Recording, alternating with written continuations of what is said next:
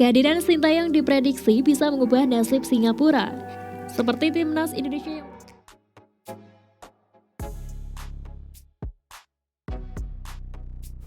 Ketum PSSI dipaksa mundur, efek panas KLB dan nasib timnas.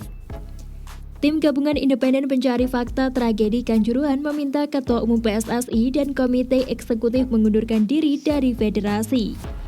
Dalam dokumen laporan yang disampaikan ke Presiden Joko Widodo, TGIPF menyebut PSSI tidak profesional, tidak memahami tugas dan peran, serta cenderung mengabaikan peraturan dan standar yang sudah dibuat FIFA. PSSI pimpinan Muhammad Iryawan juga dinilai saling melempar tanggung jawab dalam tragedi Kanjuruhan. Sikap seperti ini dianggap akar masalah buruknya kompetisi di tanah air.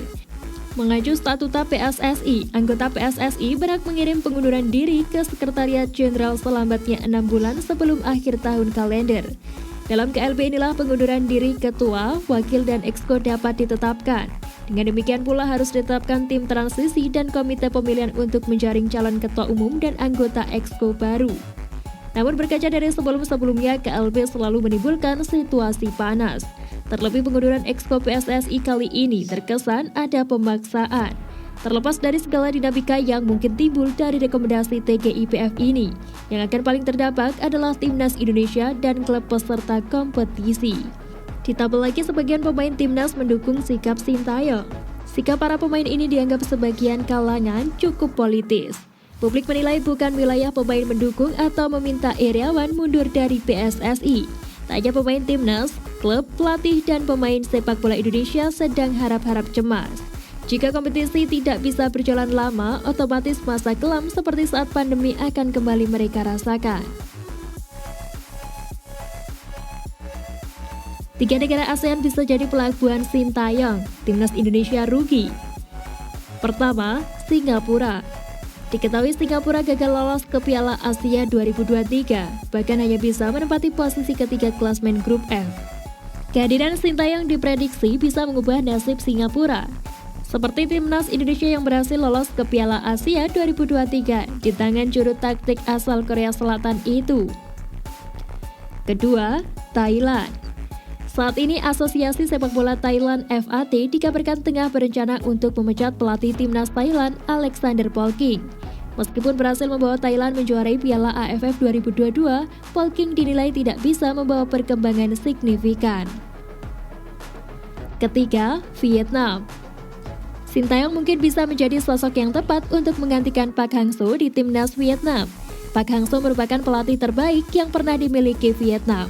Tetapi belakangan ini dia diisukan tidak memperpanjang kontraknya yang akan habis pada akhir Januari 2023. Park Hang-seo disebut-sebut akan kembali ke negara asalnya untuk menangani timnas Korea Selatan U20. Kepergian Park Hang-seo tentu bisa menjadi Vietnam kewalahan, mengingat tahun depan mereka akan disibukkan dengan sejumlah agenda penting seperti Piala Asia 2023. Bantah tidak diizinkan orang tua, Miss Hilgers masih bermimpi piala timnas Indonesia. Pemain sepak bola keturunan Miss Hilgers rupanya masih bermimpi untuk dapat membela timnas Indonesia. Sebelumnya, nama Miss Hilgers sempat ramai diperbincangkan menjadi salah satu kandidat pemain naturalisasi timnas Indonesia. Bukan tanpa alasan, Miss Hilgers sendiri dipilih secara langsung oleh pelatih Sintayong untuk melengkapi skuad Garuda. Namun, Miss Hilgers batal dinaturalisasi menjadi warga negara Indonesia. Hal ini dikonfirmasi oleh PSSI melalui anggota exco PSSI Hassani Abdul Ghani.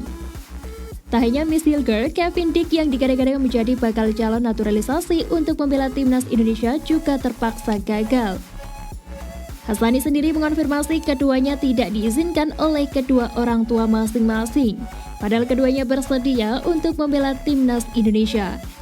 Untuk saat ini pemain yang sudah pasti dinaturalisasi menjadi warga negara Indonesia adalah Jordi Amat, Sandy Walsh, dan Saint Patinama. Namun dalam wawancara beberapa waktu terakhir bersama media Belanda El Football, Miss Hilgers mengungkapkan bahwa masih bersedia bermain untuk timnas Indonesia. Belum ada pernyataan resmi dari PSSI dan pelatih Sintayong terkait dari pernyataan kesanggupan Miss Hilgers dalam wawancara terbarunya itu. Miss Hilgers, pemain keturunan Indonesia yang ramai diperbincangkan ketika dirinya gagal dinaturalisasi. Sementara itu, alasan gagalnya naturalisasi Miss Hilgers diduga disebabkan oleh izin orang tua yang tak memberi izin.